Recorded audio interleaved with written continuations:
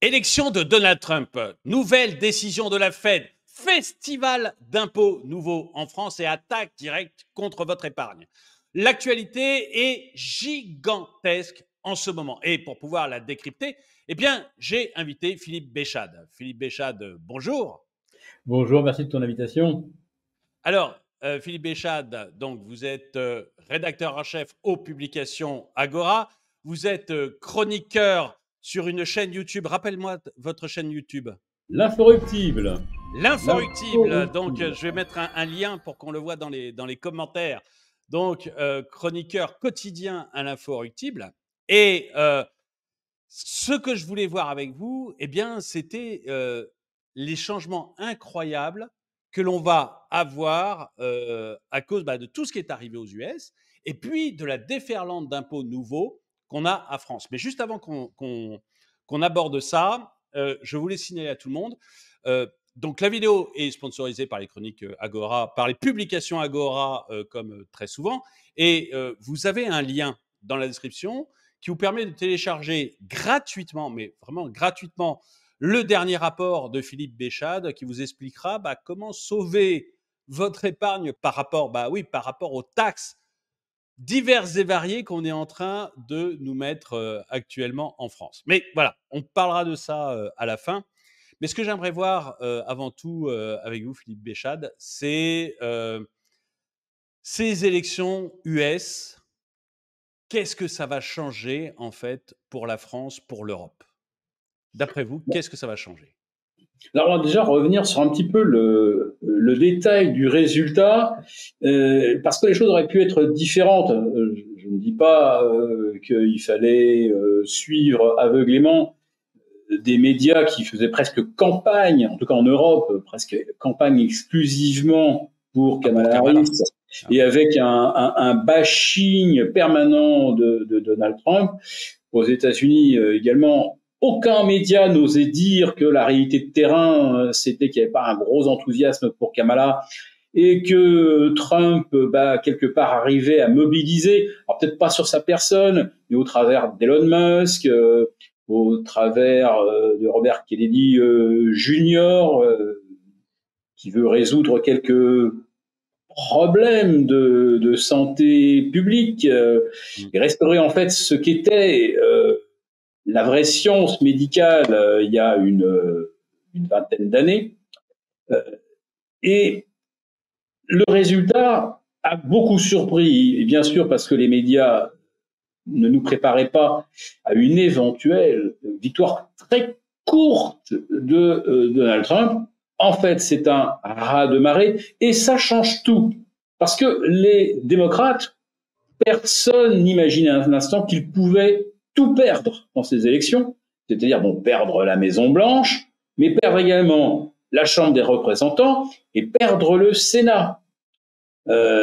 C'est une grande surprise que Donald Trump se retrouve, contrairement à 2016, en fait, il a pris ses fonctions en janvier 2017, avec un congrès qui lui était, on va dire, à moitié hostile. Mais puisque c'était le Sénat, ça a vraiment bloqué pratiquement tout ce qu'il a voulu mettre en œuvre. Là, il va se retrouver avec une vraie carte blanche. Une vraie carte blanche.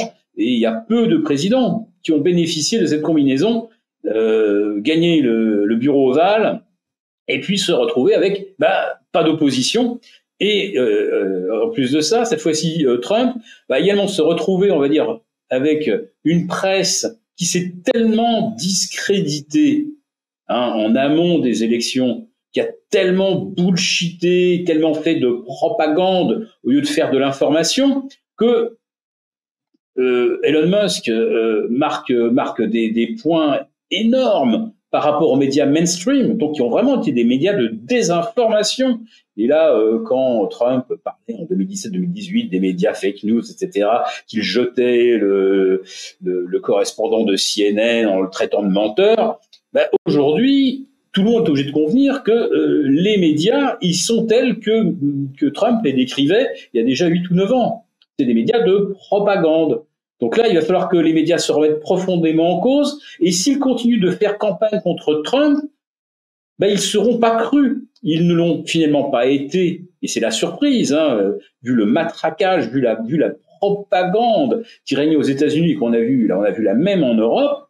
Aujourd'hui, si les médias se disent, bon, bah, Trump est au pouvoir, mais on va le démolir, mais ils vont obtenir le résultat inverse de ce qu'ils cherchent. Donc, la révolution, elle se situe également là, c'est-à-dire que les médias vont devoir se faire leur autocritique, enfin je ne veux pas employer ce terme qui renvoie à des mauvais souvenirs du temps des purges staliniennes, mais en tout cas, ils vont devoir se remettre en cause, faire plus de vraies informations sur la réalité que connaissent les Américains, et c'est cette réalité qui a fait en fait que Kamala n'a pas été suivie, c'est que les gens, eux, ils ont vraiment des vraies fins de mois. Alors vous pouvez leur dire comme vous voulez que l'Américain aujourd'hui est en moyenne beaucoup plus riche que l'Européen.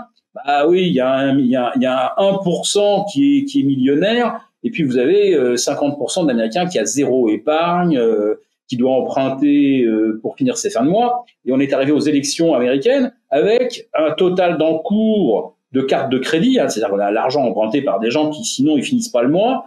Cet encours est à presque 1400 milliards, c'est énorme. Donc les Américains sont vraiment en difficulté, et ça, la campagne démocrate ne l'a absolument pas vu en disant mais non, nous les Américains on est riches, on est beaux, on a tout pour nous. L'inflation, mais pensez-vous, elle va se résoudre d'elle-même. Quand vous étiez au pouvoir, pourquoi ne l'avez-vous pas fait, etc., etc. Donc la campagne démocrate était une campagne sur les valeurs, sur les idées. Mais le quotidien des Américains, contrairement à ce que suggèrent les records en cascade à Wall Street, comme on a vu le soir même de l'élection de Trump, ça concerne des gens qui étaient déjà très favorisés. Mais les oubliés, c'est ceux-là qui ont voté Trump. Mais ils votent sans illusion, parce qu'ils savent très très bien que de 2017 à 2021, Trump, il a surtout travaillé pour les riches et les ultra-riches, des gens comme lui. Mais au moins, ils ont fait un vote protestataire, et c'est là que l'Amérique va effectivement devoir faire face à des vraies réalités. C'est-à-dire qu'il y a beaucoup d'Américains pauvres, et il y a bien sûr beaucoup d'Américains très riches, mais aujourd'hui, c'est quand même ceux qui ont du mal à boucler les fins de mois, qui votent et qui vont contraindre Trump, les républicains, à tenir compte quand même de leurs vraies difficultés. Et les vraies difficultés, c'est justement l'inflation. Et ce que va faire Trump, ça rentre un petit peu en contradiction avec cet impératif de réduire l'inflation, puisque une guerre des tarifs douaniers, c'est des produits importés plus chers, des pièces détachées importées plus chères, que les constructeurs, que ce soit des automobiles, des machines-outils, tout ce que vous voulez, vont devoir à un moment répercuter sur le consommateur. Donc, le protectionnisme à la Trump, c'est quand même plus d'inflation, donc c'est mettre les Américains au devant de difficultés, à moins que, par miracle, les salaires se mettent à progresser plus vite que l'inflation en général. Alors bon, on a deux exemples récents, c'est les dockers qui ont obtenu 50% de hausse de leur salaire sur 5 ans, si ma mémoire est bonne, et les salariés de Boeing qui ont obtenu plus 38% sur les 6 prochaines années. Bon, mais tout le monde n'a pas le levier de l'arrêt de travail chez Boeing ou des ports bloqués. Tous ceux qui sont pas syndiqués, etc., ils peuvent pas se mettre en grève. Et je sais pas, ils vont pas obtenir grand-chose comme augmentation de salaire. Et comme le chômage augmente, on va dire que la pression, elle est en faveur des patrons américains. Ils peuvent pas dire aujourd'hui, j'ai du mal à recruter. Il y a malheureusement pas un vivier de gens compétents. Là, on voit l'emploi se dégrader. Il va y avoir de plus en plus de gens au chômage. Donc ça va faire pression à la baisse sur les salaires.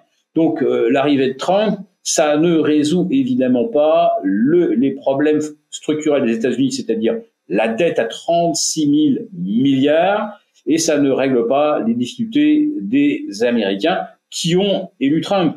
Voilà. Donc, qu'est-ce que ça change, l'élection de Trump? Ça va surtout changer quelque chose au niveau des relations avec Moscou. Voilà. Alors, je ne soutiendrai pas la thèse que Trump est un agent de Moscou, mais bon, clairement, si la guerre doit continuer en Ukraine, ça sera probablement pas avec l'aide des États-Unis.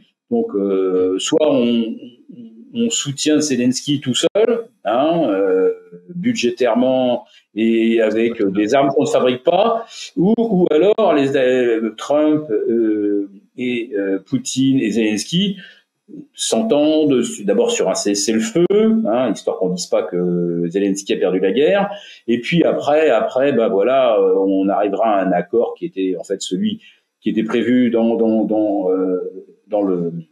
le format Minsk, qui a été ensuite proposé en fin mars 2022, qui a été refusé, enfin que les Américains ont voulu continuer la guerre, et Boris Johnson est allé à Ankara pour torpiller l'accord qui était prêt d'être signé, et on va finir par signer le même, il faut pas se faire d'illusions. Donc ça, oui, ça change les choses, effectivement, l'élection de Trump. Si la guerre s'arrête en Ukraine, oui, c'est certainement quelque chose dont on devrait se féliciter. Et puis il y a le Proche-Orient, où là, on ne sait pas trop ce que Trump va vouloir faire avec Netanyahou. Alors, on sait que c'est son soutien inconditionnel. Mais bon, rappelons-nous quand même que mardi dernier, pendant que tout le monde avait les yeux braqués sur les bureaux de vote américains, Netanyahou limogeait Yoav Gallant, son ministre de la Défense, que tout le monde appelle le ministre de la Guerre, et il le limoge, alors que la veille au soir, on venait d'avoir les plus violents bombardements sur le Liban, et où vous avez la presse israélienne qui expliquait que mais qu'est-ce qu'on attendait pour aller bombarder l'Iran, et voilà, en plein milieu d'un conflit, le ministre de la Défense qui est débarqué, je dois avouer qu'il n'y a pas beaucoup d'exemples dans l'histoire où ça soit arrivé. Voilà, donc est-ce que les choses vont pas bouger également en Israël? Est-ce que l'arrivée de Trump, justement, n'est pas aussi un game changer? Trump qui arrive en disant je soutiens Netanyahou absolument, puis par derrière lui dit peut-être falloir arrêter un petit peu là de semer le chaos au Proche-Orient. Oui, ce qu'on a vu avec Trump la dernière fois qu'il a été président, c'est bizarre de dire ça, mais la dernière fois qu'il a été président, ce qu'on a vu, c'est qu'il n'y a pas eu de guerre, quoi. C'était le seul président américain à ne pas avoir déclaré de guerre. Et c'est aussi la période où Poutine s'est tenu calme par rapport aux autres périodes. C'est-à-dire que Poutine a fait une première guerre sous Obama, il n'a rien fait sous Trump, et puis il a recommencé à envahir l'Ukraine sous Biden. Mais dans la période de Trump, il n'a pas fait de guerre. Et donc, on a probablement... Moi non plus, je ne pense pas que ce soit un agent de Poutine. Je trouve même ça folklorique comme façon de le penser. Mais je pense par contre que c'est quelqu'un qui fait suffisamment peur, Donald Trump, parce qu'on ne sait jamais comment le prendre.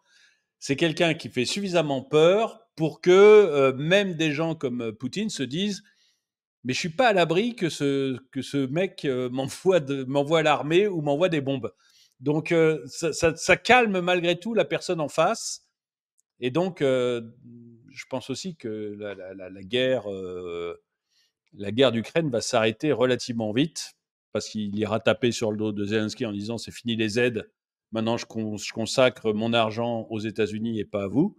Et il ira taper sur le dos de Poutine en disant bon, maintenant on signe un accord et puis on règle le problème une bonne fois pour toutes, quoi. Je pense que ça s'oriente vers ça. Et sois gentil, Vladimir, tu en rajoutes pas sur le sabotage de Nord Stream. Hein, on garde ça entre nous. Voilà. Mais voilà, ça va être réglé comme ça, à mon avis, tranquillement. Bon, mais pour l'Europe, alors, puisque bon, pour le Moyen-Orient, pour l'Ukraine, on voit bien, mais pour l'Europe et pour la France, ça change quoi, selon vous, l'élection de Donald Trump? Alors, on sait que lorsque Trump fut battu en novembre 2020, les relations interpersonnelles entre Trump et Emmanuel Macron étaient absolument détestables. Ah oui. Il s'est foutu, Trump s'est foutu de la tête de Macron, mais un nombre de fois incalculable. Hein. Il y a vraiment...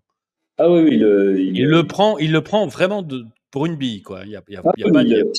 Il le tient dans un mépris. Alors, je dirais pas que ça atteint peut-être la détestation de Justin Trudeau, mais bon, ça fait pas partie des interlocuteurs préférés de Donald Trump, et certainement pas une personne qu'il estime, ni avec lequel il pense qu'il peut travailler ou avoir des relations constructives. Voilà. Donc ça, c'est pas très très bon. Mais puisqu'on parle de l'Europe, donc la France aujourd'hui est devenue une toute petite province de ce grand ensemble. Euh, et il y a eu la démission, enfin plutôt l'éclatement de la coalition Scholz. Bah, c'était le soir, d'ailleurs même, le soir de, de la reconnaissance de sa défaite par Kamala Harris. Hein. Elle parle donc pour remercier ses électeurs, etc.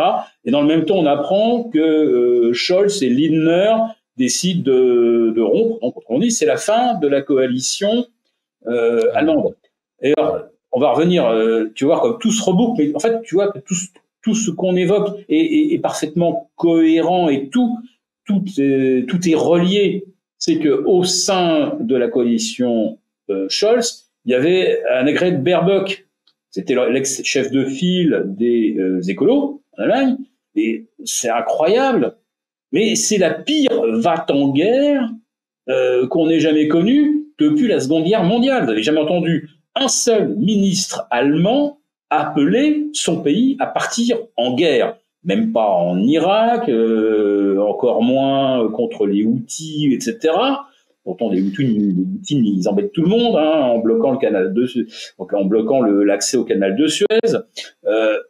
Et là, vous avez une ministre écologiste qui demande qu'on livre des armes à longue portée à l'Ukraine, qu'on bombarde la Russie, éventuellement qu'on aille bombarder Moscou et qu'on donne une bonne leçon à Poutine.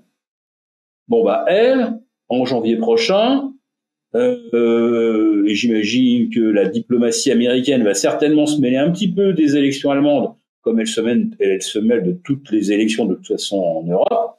Et si Trump, ça l'arrange qu'on aille vers une solution de paix en Ukraine, je pense que Baerbock, elle peut prévoir de partir en vacances le 31 décembre prochain.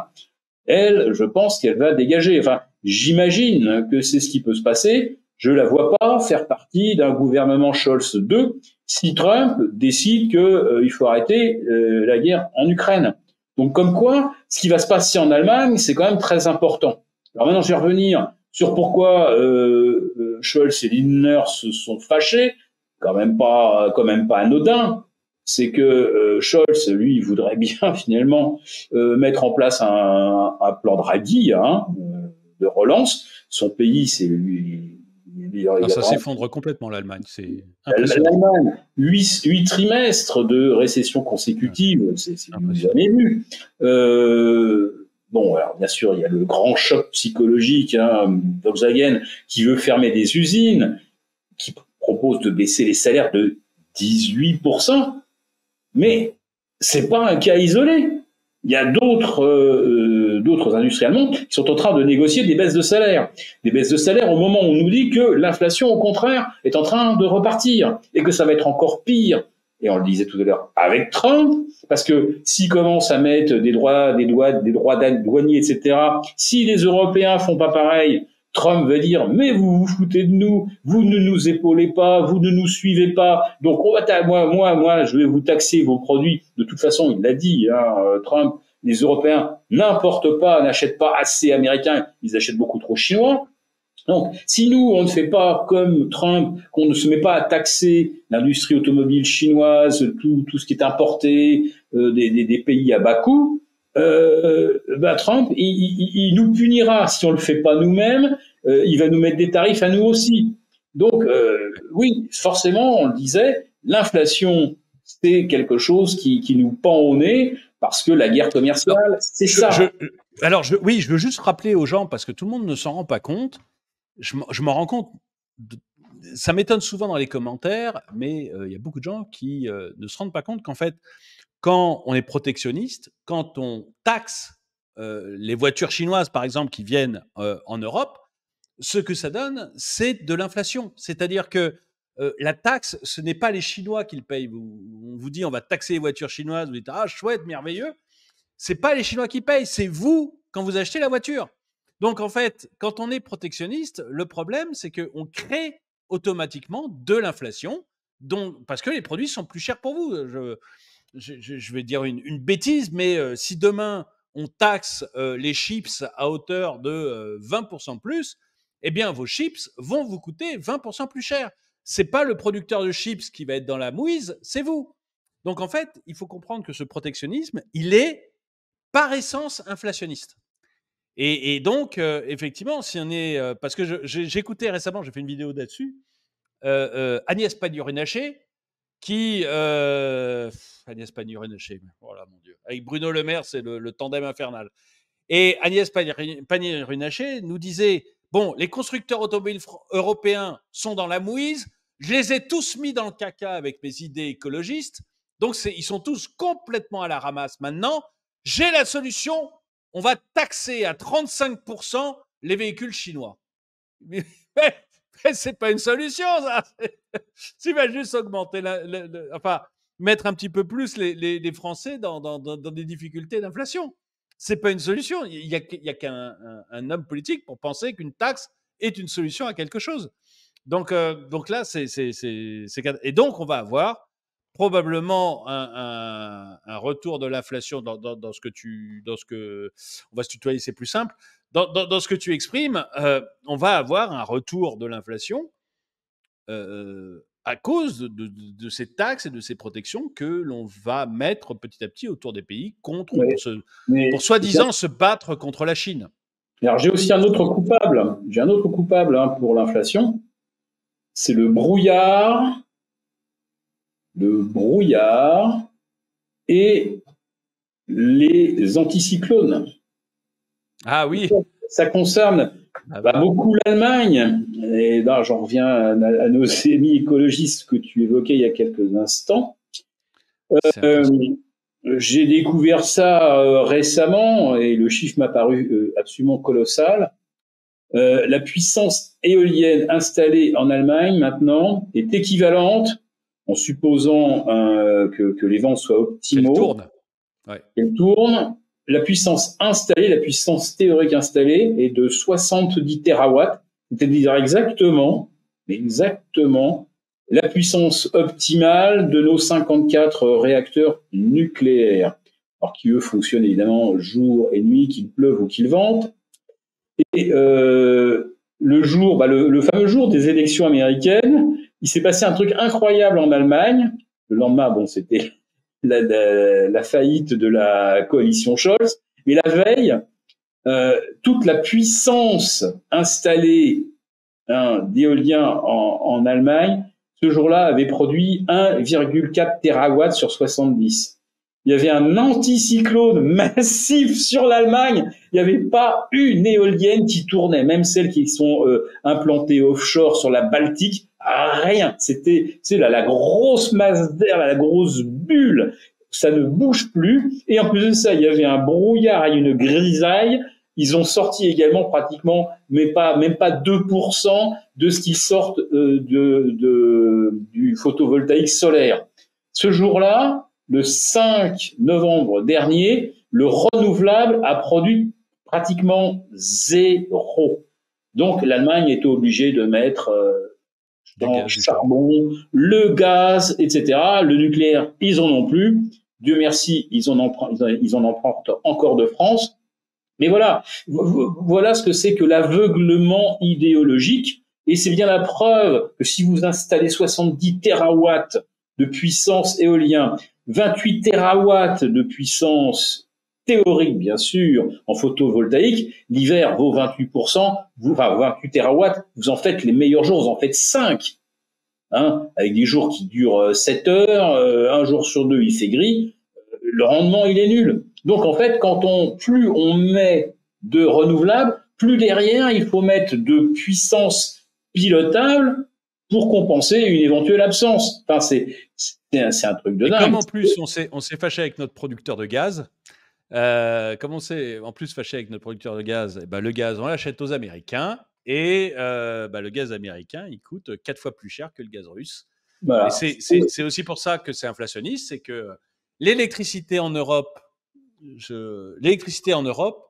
est 2 fois plus chère qu'aux États-Unis et en Chine. À cause de ça, vraiment à cause de ça, l'électricité en Europe est 2 fois plus chère qu'en Chine et aux États-Unis. Donc, les gens s'étonnent qu'il y ait des usines Michelin qui ferment, ou on a un Premier ministre qui fait semblant de s'étonner qu'il y a des usines Michelin qui ferment. Mais je peux vous le dire, ça va être l'hécatombe. Parce que si vous êtes 2 fois plus... Ce qui coûte cher dans une usine maintenant, c'est pas tellement les salaires, parce que vous avez des machines qui valent 10 millions. Donc le salaire du petit bonhomme qui va actionner le levier de la machine, ça compte pour pas grand-chose. Donc, et quand je dis 10 millions, c'est vraiment les machines pas chères. Donc, dans une usine, c'est pas tellement les salaires qui coûtent. Ce qui coûte très cher, c'est l'électricité. Donc, vous allez avoir une hécatombe d'usines. Ce qu'on voit chez Michelin, c'est le début du commencement. Et c'est dû au fait que l'électricité coûte 2 fois plus cher qu'en Chine et qu'aux États-Unis. Et même chose pour le gaz. Je regardais récemment des chiffres. Le gaz, en fonction des mois, parce qu'évidemment, ça ne s'achète pas tout le temps au même prix, mais le gaz en Europe, il coûte 3 à 11 fois plus cher qu'aux États-Unis. Donc, le gaz industriel. Donc, vous vous rendez compte quand vous achetez votre gaz industriel 3 à 11 fois plus cher qu'aux États-Unis, vous vous rendez compte l'inflation que ça fait. Ça augmente les prix, les coûts de fabrication de manière gigantesque. Et donc, vous qui nous regardez, bah, pour vous, c'est clairement inflationniste, 2, clairement destructeur d'emplois, parce que les gars, au bout d'un moment, ils disent, les BASF, les chimistes, tous ceux qui utilisent du gaz industriel, bah, ils disent, attendez, aux États-Unis, ça me coûte 3 à 10 fois moins cher, donc j'ai peut-être intérêt de produire là-bas. Et tous ceux qui utilisent de l'électricité en grande quantité, ils disent, bah, désolé, mais pour nous, c'est la Chine ou les États-Unis, c'est plus la France. Et c'est plus l'Europe, quoi. Enfin, à part l'acier au carbone, où on accepte effectivement de brûler du charbon, parce que sans carbone, il n'y a pas d'acier au carbone. Mais pour le reste, l'industrie de l'aluminium, elle est morte, du verre, c'est mort, etc. Tout ce qui nécessite beaucoup d'électricité, de la fonderie, c'est juste pas possible. Mais pour prendre conscience de l'échelle des choix qui ont été faits, l'éolien en Allemagne, c'est 200 milliards d'euros d'investissement. 200 milliards d'euros d'investissement, c'était 30, voire 40 centrales nucléaires à 4 réacteurs, avec des petits réacteurs sympas qui produisent ou 950 ou 1200. Enfin, imaginez que l'Allemagne aurait pu se doter de 100 réacteurs nucléaires pour le même prix, qui seraient totalement décarbonés, qui produiraient de l'électricité de jour comme de nuit. Là, on peut effectivement arrêter complètement le charbon, arrêter presque exceptionnel. Arrêter presque à 100% le gaz. Sauf que le gaz sert aussi à produire des engrais, donc pour des applications bien précises, on pouvait totalement se passer de tout ça. Et ces 200 milliards investis, c'est donc des systèmes de production d'énergie intermittents. Et derrière lesquels, on le voit bien, on l'a vu le 5 novembre, il fallait mettre à fond du charbon, sinon les usines allemandes s'arrêtaient. Je ne parle pas que les Allemands arrêtaient également le chauffage, parce qu'heureusement, il ne faisait pas encore très très froid. Mais imaginez que le 5 décembre prochain, il fasse -2 en moyenne sur l'Allemagne, et qu'on ait de nouveau la même bulle anticyclonique, et toutes les éoliennes à l'arrêt, et une grisaille comme ce qu'on a depuis maintenant début octobre, où le photovoltaïque produit même pas 5% de la puissance nominale, et imaginez ce que ça va donner. Voilà. Donc, les choix énergétiques allemands sont extrêmement inflationnistes. Même si on imaginait que Trump devienne quelqu'un de raisonnable et qu'il n'y ait pas de guerre des tarifs, de toute façon, l'Allemagne, elle s'est complètement liée et mis un boulet énergétique au pied. Elle va jamais s'en sortir. Le soleil ne brûlera jamais la nuit et les vents, on ne les commandera jamais pour que les éoliennes de Baltique compensent si les éoliennes du sud de la région de Fribourg ne fonctionnent pas. Voilà. Donc, il y a rien à faire. C'est des mauvais choix. Et tous ces mauvais choix sont des choix faits, imposés par les écolos. Et aujourd'hui, les écolos allemands, par Baerbock, voudraient qu'en plus de ça, on prolonge la guerre en Ukraine et qu'on l'étende à la Russie. Et on découvre également que ce sont des choix écologistes qui ont conduit à ce que Valence soit noyée. Depuis 2020, 40 retenues d'eau et barrages ont été supprimés, soi-disant, pour restituer aux rivières leur liberté de couler et restaurer la diversité biologique. Bon, elles ont leur liberté de couler, ça, tous les gens de Valence peuvent le dire. Donc, Maintenant, la rivière a la liberté de couler, il n'y a pas de problème. donc, on a rendu plus d'espace pour gambader aux petites grenouilles, et ça fait quand même 200 morts en aval. Voilà. Bon. Non, mais quand on voit qu'en plus les écolos, on va finir la parenthèse écolo, mais quand on voit qu'en plus les écolos français se servent de Valence pour vous dire qu'il faut arrêter de conduire des 4x4 à Paris, on est mais dans du délire. Je veux dire, le problème de Valence, c'est pas votre 4x4 à Paris. Je peux vous assurer qu'on peut même arrêter toute la circulation à Paris. Ça changera rien du tout au problème de l'Espagne. Le problème de Valence, c'est que sous Franco, on avait construit des barrages pour réorienter la rivière et les fleuves pour Après que ça puisse fonctionner. la grande inondation de 57, ouais. Et que les ânes écologistes, depuis des années, les détruisent les uns après les autres, jusqu'au moment où il y a une grosse pluie et où tout le monde se retrouve sous l'eau. C'est vraiment ça. Donc, il faut arrêter de nous parler des 4x4. Ce n'est pas les 4x4, ce sont les âneries écologistes. Voilà, c'est tout. Et ces gens-là, non contents de ça, sont en train de vous ruiner en créant une inflation, pas de toutes pièces, mais pas loin. La grosse inflation qu'on a eue l'année dernière, une grande partie, mais une très grande partie, c'est dû aux âneries écologistes sur le gaz, sur le prix européen du gaz, sur le fait de retirer le nucléaire en Allemagne. Enfin, c'est incroyable. Ces gens, sous couvert de bien, vous ruinent, sont responsables de la mort de beaucoup de monde et derrière veulent vous envoyer à la guerre. Moi, je crois qu'il y a un moment, c'est impressionnant de vivre avec des gens comme ça. C'est là que l'élection de Trump est un game changer. Donc, je disais, la coalition Scholz, ça y est, ça fait une semaine qu'elle a volé en éclats. Va y avoir des élections législatives en janvier. Il y aura probablement beaucoup moins d'écolos au gouvernement allemand. Et surtout que Trump arrivant au pouvoir, alors là, les délires écolos aux États-Unis, là, on peut le dire, ça y est, c'est vraiment terminé pour au moins 2 ans. Après ça, il y a les midterms en novembre 2026. Mais d'ici là, les écolos, ils vont pas faire la loi aux États-Unis. Et malheureusement, ou heureusement, mais les États-Unis, c'est quand même le pays leader. Et donc, si, comme pour reprendre un slogan de Trump, drill, baby, drill, c'est-à-dire creuse, perce des puits pour sortir du gaz et du pétrole, si les États-Unis sortent encore plus d'énergie pas chère et que nous, on continue à mettre des éoliennes, des moulins à vent avec, je le rappelle, hein, pour les écolos qui nous écoutent, pour les éoliennes en mer, c'est entre 25 et 35 000 tonnes de béton au pied de chaque moulin à vent. Combien un pied de 35 000 tonnes, quelle est sa trace carbone? Il faut au minimum 10 000 tonnes de ciment. Et le ciment, je vous le rappelle, c'est obtenu uniquement en brûlant du calcaire, donc débauche d'énergie phénoménale. Il faut, pour 35 000 tonnes de béton, il faut au moins, là aussi, entre 6 et 8 000 tonnes d'acier. Comment est obtenu l'acier? Je vous le rappelle, c'est au carbone. Donc, la signature, la trace carbone d'une éolienne offshore, c'est quelque chose qui s'amortit sur 30 ou 40 ans. Et si jamais la production est celle qu'on vous a vendue sur le papier, ce qui n'est jamais le cas. Et il a été démontré qu'une éolienne n'amortit pas sa trace carbone initiale. Voilà. Donc, je pense que c'est pas aux États-Unis que l'éolien va connaître une expansion phénoménale. Et si jamais Trump venait à dénoncer les accords de Paris en disant que c'est que du bullshit, nous, on va se retrouver tout seul à interdire donc les 4 premiers arrondissements de Paris, puis bientôt les 11 premiers, etc. Comme ça, il y aura plus de pollution, n'est-ce pas? On aura résolu le problème. C'est fou. Ouais. Fou.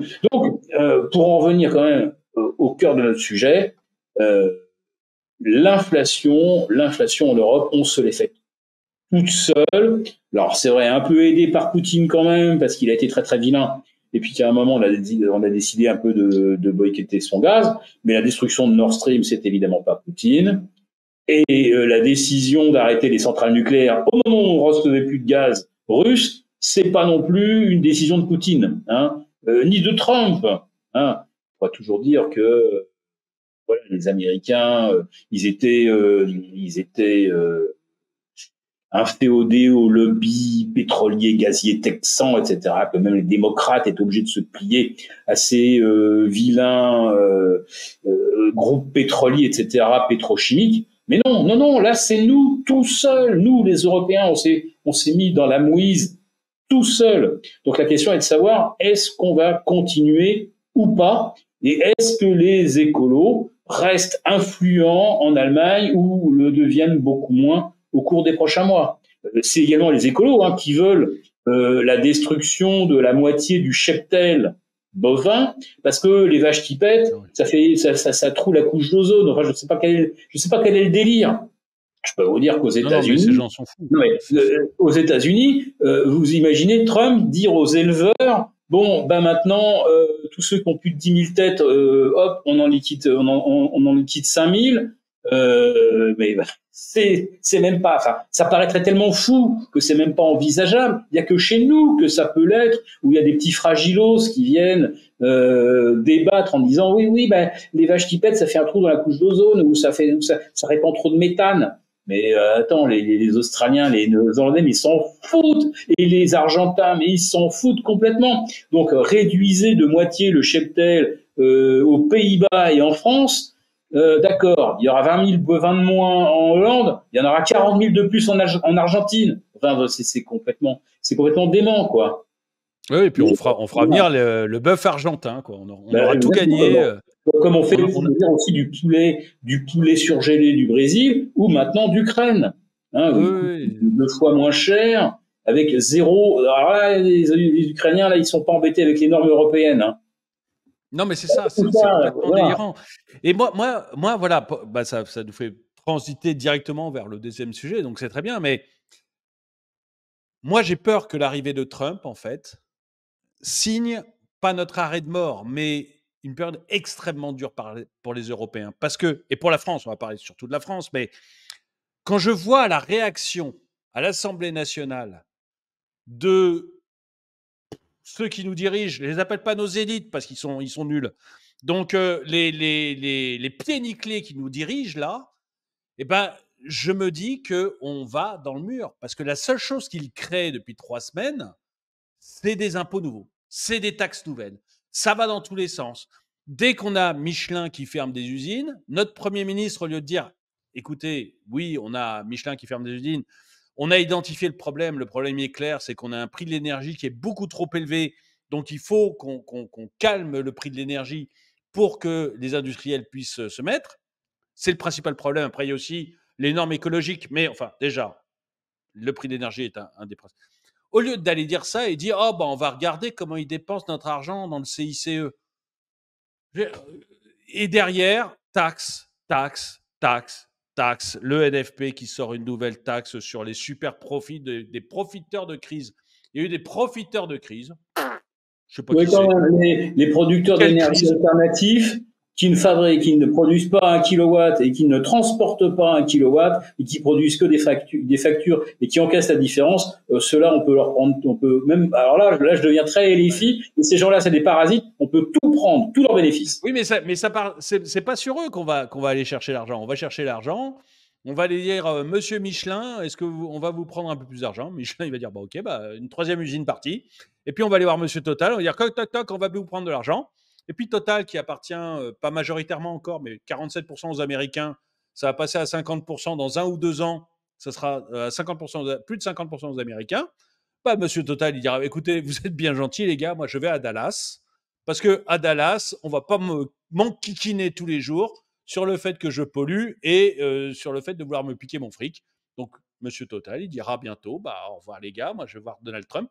Et je peux même être quasiment certain que Donald Trump, un jour ou l'autre, appellera Monsieur Total en disant, écoutez, ils vous embêtent beaucoup, ces Français quand même, ils vous aiment pas. Bon, pourquoi vous venez pas chez moi? Moi, je vous fais un pont d'or. Je vous fais un pont d'or, les gars. Venez chez moi. Vous vous installez à Dallas. Je vous fais un pont d'or et ça va être bien pour vous. Et Total se barda. Et donc, l'arrivée de Donald Trump et des États-Unis me fait très peur pour la France parce que ce que j'ai constaté depuis 3 semaines, c'est une augmentation des taxes et des impôts tous azimuts. Et Donc alors, on va pouvoir parler de cette taxe et des impôts, mais c'est oui. incroyable. Et ce qui est rageant, d'abord, c'est qu'on paye des impôts. Là, ça va être surtout pour rembourser le trou Oui. de 100 milliards de 2023, le trou de 50 milliards de 2022, l'énorme trou de 2021, bah, c'était le quoi qu'il en coûte, etc. Et on s'en Bruno parlait. Le Maire a dit c'est pas lui. Bruno Voilà. Le Maire a dit c'est pas moi, j'ai été merveilleux moi. Non, ouais. On s'en parlait avant de commencer l'émission, et donc tu l'as suivi comme moi, hein, tu as suivi son audition au Sénat, donc toi il y a des moments que tu as bien aimé, moi il y en a d'autres, moi je vais donc te parler un peu de celui que j'ai préféré, moi, c'est alors oui, dans le déficit, c'est parce que finalement on pouvait pas imaginer que finalement les recettes fiscales seraient pas au niveau de ce qu'on avait anticipé. Bah, c'était évident, ils avaient basé le calcul sur une croissance à 1,6 ou 1,7%. On a eu 0,4. Bon, alors déjà, Je pense que s'ils avaient regardé ta chaîne YouTube ou la mienne, ils l'auraient su. C'était même pas la peine de demander à des spécialistes de Bercy, il suffit de regarder ta chaîne YouTube ou la mienne, et ils auraient vu. Notre Bruno Le Maire aurait su 3 ans avant que ça allait pas. Bah, déjà, l'année C'est dernière, impressionnant. Bruno et tous ces padawans de Bercy qu'il a chaleureusement remercié pour leur efficacité. Tu as bien noté au moment de la passation de pouvoir avec Armand. Hein, c'était vraiment, mes équipes ont été... On a paumé 100 milliards, les mecs, vous êtes efficaces, on a perdu 100 milliards, on ne sait pas où ils sont. L'année dernière, au moment où ils commencent à cogiter sur le budget 2024, ils ont déjà 55 000 entreprises qui font faillite.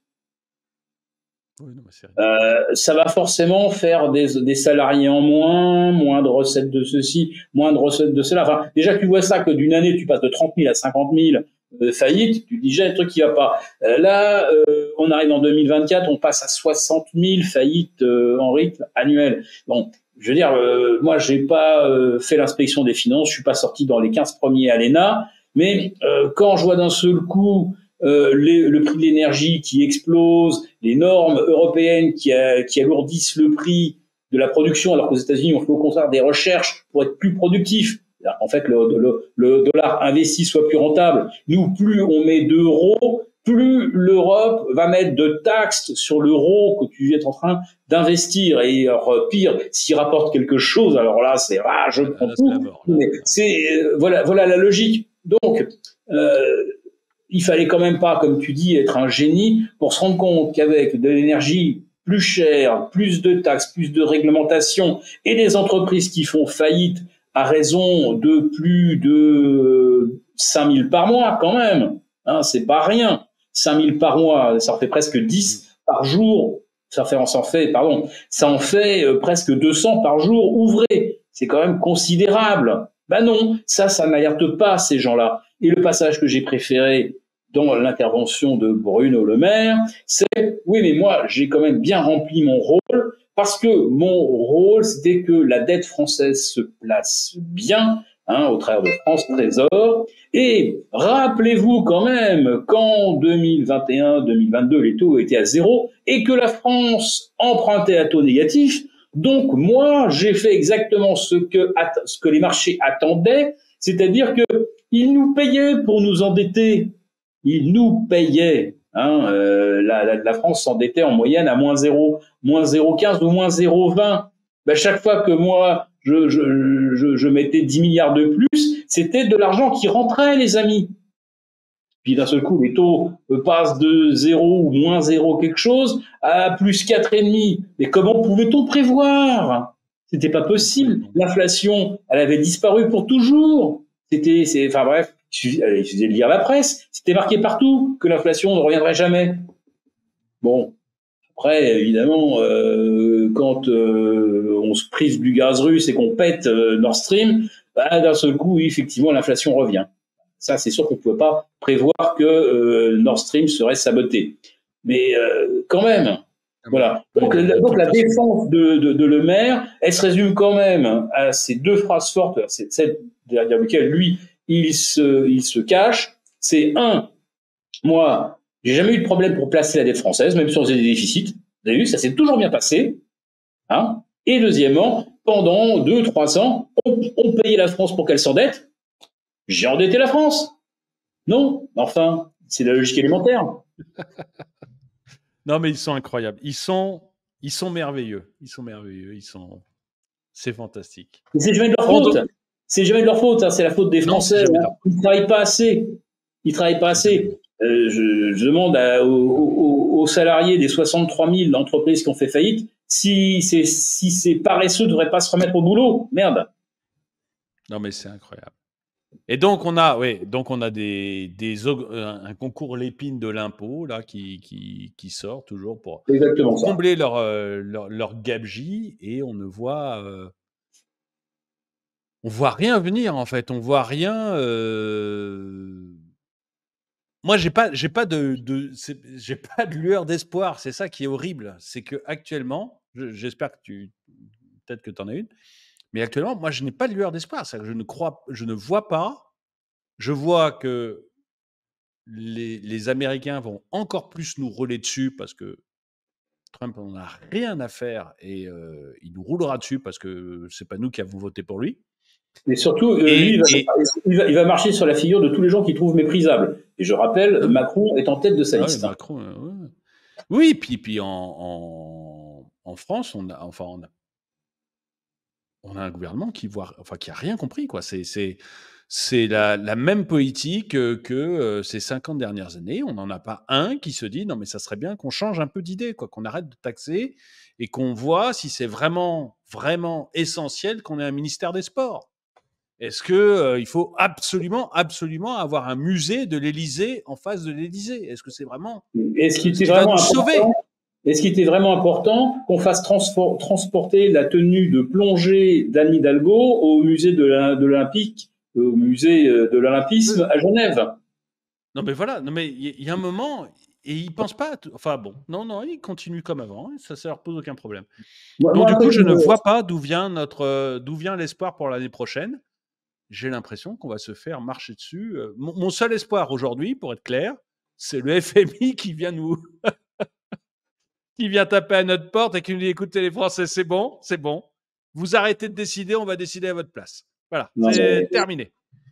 Pour moi, c'est le seul espoir qu'on a. C'est quand même un espoir un peu masochiste. Je te cache pas que sans partager absolument ton pessimisme, c'est-à-dire qu'il n'y a vraiment pas d'espoir. La raison pour laquelle on a pondu ce rapport auquel j'ai un petit peu modestement participé, alors moi surtout au niveau des valeurs mobilières, voir comment on pouvait essayer de réduire un petit peu son exposition fiscale, parce je pense pas qu'on va vraiment pouvoir échapper, enfin je ne le prétendrai pas, et je pense qu'on ne me croirait pas, mais on peut quand même essayer d'être moins en première ligne, si tu veux, par rapport aux appétits. J'appelle ça la rapacité de Bercy, mais on peut arriver à réduire son assiette imposable, etc. au niveau des valeurs mobilières. Il y a d'autres astuces aussi. Donc bon, alors il faut, je le précise, de temps en temps, il faut faire appel à un notaire. Bref. Je vous laisserai découvrir tout ça. Mais oui, n'hésitez pas. Vous téléchargez, vous appuyez dans la description. Il y a une telle rapacité, et comme tu disais, il y a une telle inventivité pour aller nous piquer notre pognon, qu'il y a des trucs qui existent, mais auxquels les gens, ils n'ont pas jugé bon de le faire. C'était un peu fastidieux. Comme je dis, il fallait voir le notaire, il fallait voir un conseiller fiscal pour mettre des choses en place. Mais aujourd'hui, si on le fait pas, mais on va se faire vraiment plumer, quoi. Mais il faut que les gens se rendent compte. On parle d'un retour, alors pas de la taxe d'habitation, surtout pas de la taxe d'habitation. Non, un taxe sur le fait de vivre sur une commune. C'est pas la même chose.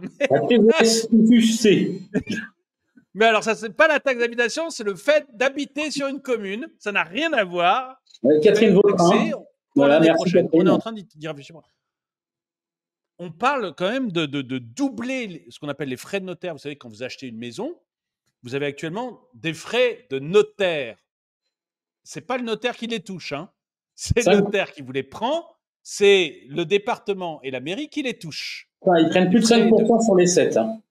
Ils prennent 5% sur les 7. Il reste 2 pour le notaire. Voilà, ils prennent 4,7. Actuellement, c'est 4,7. Donc c'est le truc et c'est gigantesque. On va les doubler. On va les doubler. Vous achetez une maison à 300 000 euros, ça va coûter en moyenne aux Français 1 an de salaire. Le droit de s'acheter une maison à 300, un appartement à 300 000 euros à Paris, ça va très vite. Eh ben, ça va coûter 1 an de salaire à un Français moyen. Voilà, on va passer, C'est de la folie. on va passer de 7 à 10. Hein, si on double la partie qui revient à l'État, on va passer de Oui. 7 à 10. Donc un appartement de 300 000, effectivement, aujourd'hui vous pouvez l'acheter avec un apport de 30 000. Ben non, là aujourd'hui l'apport de 30 000, c'est pour l'État. Hein. Il va falloir que vous alliez chercher les autres 30 000, hein, parce que sinon... Non, mais c'est délirant. Et remplacer la taxe d'habitation par la taxe sur le fait de résider sur... On n'a pas le droit de dire habiter. Chut, chut. Donc, c'est une taxe sur le fait de résider dans une commune. C'est pas la taxe d'habitation, rien à voir. Rassurez-vous, ça n'a rien à voir. Et entre-temps, ils ont augmenté de manière folle la taxe foncière, mais ils ne parlent pas de la baisser. Hein. Non, ça ne bougera pas. Voilà. Alors, continuons, voilà, épuisons un peu le sujet de l'immobilier. On parle également peut-être de supprimer l'exonération des plus-values sur la résidence principale. Oui. Ça, c'est pas encore fait, mais ça nous pend au nez. Donc là, je vous dis bonjour le démembrement de propriété. Faut commencer à y penser. Et c'est déjà fait pour les Airbnb, etc. Où quand vous revendez, eh bien, on va réintégrer dans le prix de vente comme une plus-value l'argent que vous avez investi, vous, pour rénover le bien, le mettre conforme à toutes les foutues normes européennes, etc. Donc vous avez été obligé de faire des frais, sinon vous ne pouviez pas louer. Et une fois que vous avez fait ces frais déductibles, on les réintroduit dans le montant des plus-values imposables. Donc en fait, vous avez strictement rien imposé, vous avez absolument rien sauvé, vous n'avez fait aucune économie fiscale depuis le début. Donc la rentabilité du bien, quand vous la recalculez, vous allez tomber de 3 à 1%. Enfin, c'est... c'est le seul truc qu'on peut finalement, sur lequel on a la main, comme les Chinois, hein, quand il vous manque de la croissance, vous pouvez construire un petit peu d'immobilier. En Chine, ils ont construit 65-70 millions de logements en trop. Nous, en France, on a 2 à 3 millions de logements en moins, enfin, par rapport à ce qu'il faudrait. Donc, en France, on pourrait très bien se dire, on va relancer le logement. Bon, c'est un peu à la chinoise, d'accord, c'est une bonne ficelle, etc., bien franco-française. Mais bon, ça va redonner du travail. Et puis surtout, il y a quand même des gens à loger. Hein, on va pas faire comme les Chinois qui, eux, ont construit des trucs qui servaient à rien.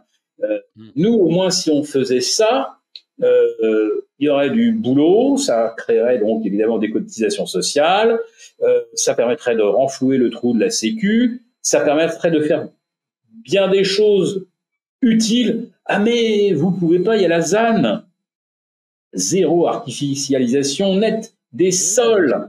Donc là où en France on aurait encore un moteur qu'on pourrait redémarrer nous-mêmes sans demander son avis à Ursula von der Leyen ou à Christine Lagarde ou je ne sais pas à qui ou FMI, on s'interdit absolument de le faire, d'abord parce qu'il y a la détestation de l'hôte de l'Élysée pour l'immobilier, il y a les taxes foncières qui vont exploser de façon folle. Bon, bien sûr, ça ne pourra jamais être aussi fou qu'à Paris, mais ça va quand même augmenter partout de 5 à 7% par an au minimum. Donc, c'est à croire que le seul truc qu'on pouvait éventuellement redémarrer par nous-mêmes, on fait tout pour être sûr que ça ne redémarrera pas.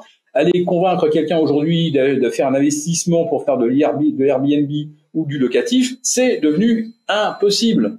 Alors surtout Airbnb, j'en profite parce qu'il y a une petite nouvelle aussi sur Airbnb, parce que c'est tous les jours fête.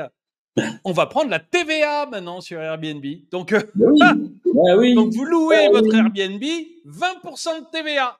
Allons-y. Vous le réintégrerez dans le prix de location. Ça fera pas l'inflation. C'est le locataire. C'est le locataire qui va voir son prix augmenter de 20%. Ah bah c'est cool, c'est merveilleux. Mais c'est incroyable. Non mais c'est incroyable. On est dans une période de créativité fiscale complètement folle, mais complètement folle. l'État qui prend déjà la moitié de la richesse du pays n'arrive n'arrive pas à boucler ses fins de mois et il va en prendre davantage. On est le pays le plus taxé et j'ai encore des gens dans mes commentaires qui disent: «Ouais, mais ça arrive que c'est que» dès que je dis: «Il y a un problème», je montre un problème, on me dit: «Ah mais c'est pas normal, on est dans un pays néolibéral». Mais on est le pays le plus taxé de l'OCDE. On est le pays qui redistribue le plus dans l'OCDE et la part de l'État dans le PIB, c'est 60%. Et on est le Expliquez-moi pays. où est le libéralisme là-dedans. Enfin, Ouais. Et on est le pays en plus de ça où l'argent public, théoriquement affecté budgétairement aux services publics, soins, justice, enseignement, etc. On est le pays où la qualité de tout, et en Europe, là de très loin, on est le pays où tout se dégrade de la façon la plus radicale. Niveau d'enseignement, classement PISA, on s'effondre. La santé, on a supprimé encore 40 000 lits, mais on a embauché 150 000 gratte-papier dans les hôpitaux, ce qui fait que globalement, la facture, le budget hôpital ne change pas. Il y a beaucoup moins de soignants, il y a beaucoup plus d'administratifs. C'est la même chose à l'éducation nationale. On embauche des gratte-papier pour justement surveiller que les directives européennes et toutes les taxes à prélever sont bien prélevées.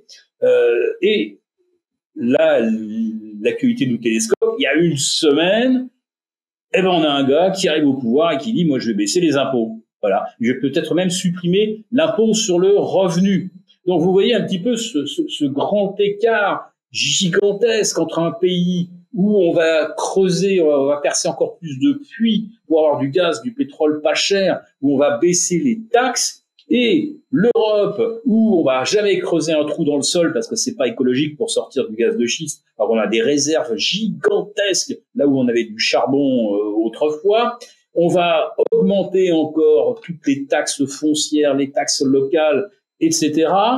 Et on va avoir une dégradation des services publics, alors qu'aux États-Unis, avec Elon Musk, très probablement, on va revoir un petit peu les process pour rendre justement les institutions publiques fédérales plus efficaces. Bref, c'est un grand écart total. Et face à ça, nous, on n'a pas la prise, évidemment, on n'a pas les moyens de retourner le sens de l'histoire. Tout ce qu'on peut faire, nous, c'est essayer d'échapper aux taxes. Vous vous rendez compte où on en est?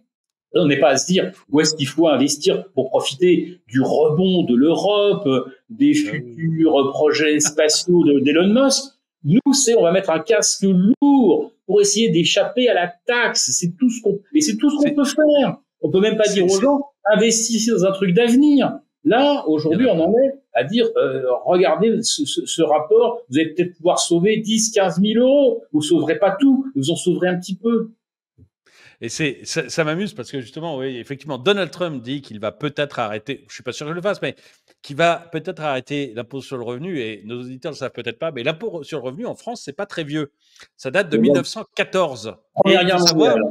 Exactement, voilà, c'est financer 1914, c'est un impôt temporaire.